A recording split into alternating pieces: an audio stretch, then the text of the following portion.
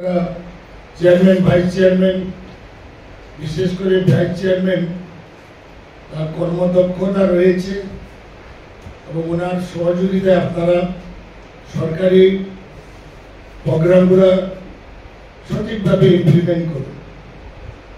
Government announce করেছে,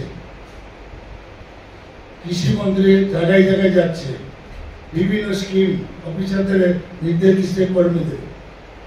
আমি মনে করি পঞ্চায়েত সমিতির মধ্যে আলোচনা করে যে আমরা কৃষিতে যাতে আমাদের এই অঞ্চলটা সম্পূর্ণ হতে পারে এই টার্গেট নেওয়া হচ্ছে। যেমন আমাদের যারা সবজি চাষিদের সহযোগিতা করা দরকার বিভিন্ন বিষয়ে, আর আমাদের এখানে যা প্রোডাক্ট হয় এই ব্লকে এরিয়াতে সবজি, এটা যা কৈলাসরে চাহিদা পূরণ হয় না বাইরে থেকে। এবং আমাদের এটা কম্পিটিশন প্রত্যেকটা গাঁও সভাতে আমি দেখেছি বীজ দেওয়া হয়, সঠিক সময়ে বীজ বিতরণ করা হয় না।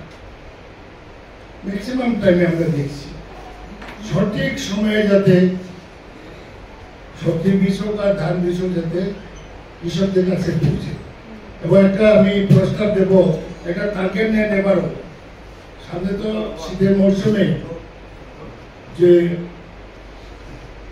সবজি বা সবজি চাষের ক্ষেত্রে কয়েকটা ক্লাস্টার চিহ্নিত করা দরকার।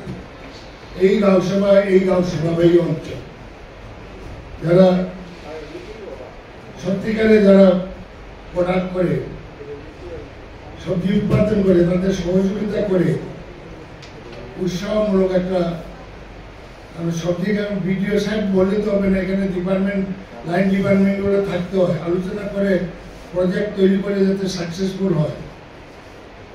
আমাদের কৈলাসহর এই পূর্ণনগর ব্লকের এরিয়াতে প্রচুর বাঁধাকপি হয় যদি লাগানো যায়। হ্যাঁ, আমাদের এখানে অন্তরায় আছে, ইরিগেশনের খুব অসুবিধা,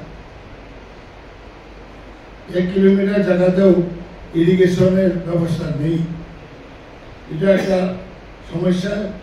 এবং এই মিটিংয়ে আমি একটা প্রস্তাব করব, আমি এমপি সাহেবের চেয়ারম্যানের মিটিংও আমি গেছি, সেখানেও আমি তুলে এসেছি ইরিগেশন ছাড়া তো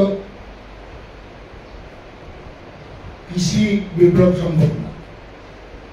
কিন্তু একটা এক্সাম্পল আমাদের এই রাজ্যের মধ্যে আমরা খুবই ব্যর্থতার নজির সৃষ্টি করেছি।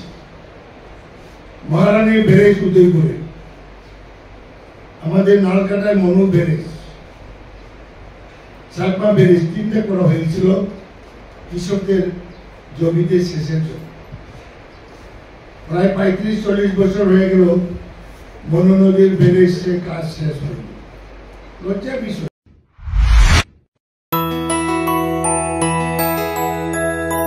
স্বাদে ভরা ঘিয়ের সুবাস লংতরায়, কি ভালো খেতে। শুদ্ধ ঘিয়ের আবেশ ভরা লংতরায়, অপূর্ব সুগন্ধ, পুষ্টি ভরা ঘিয়ের খাবার, গাওয়া ঘি প্রিয় সবার লংতরায়। একেই বলে বিশুদ্ধ ঘি। বিশুদ্ধ ঘি নাম মনে রেখো লংতরায়। লংতরাই ঘি রোজ খাবারে তোমাকে চাই। লংতরাই।